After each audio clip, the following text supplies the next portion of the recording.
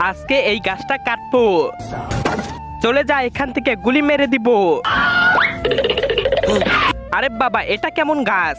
এটাই ভালো মনে হচ্ছে, এটাই কাটি। তোরা মানুষেরা আমাদের জ্বালিয়ে খেলি, যা এখান থেকে।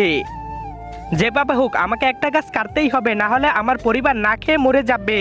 এটা কাটি, এখন যা হবে দেখে নিব। এখন তো এই গাছ কেটেই ছাড়বো। দাঁড়াও, কেন কাটছো আমার এই গাছ? আমি যদি গাছ না কাটি আমার পরিবার না খেয়ে মরে যাবে। আমার টাকার খুব দরকার। ঠিক আছে, আমি তোমাকে টাকা দিব, কিন্তু একটা শর্তে, আজকের পর আর গাছ কাটবে না। আজকের পর থেকে আর গাছ কাটবো না। এখন তো এই গাছ থেকে আমিও টাকা নিব।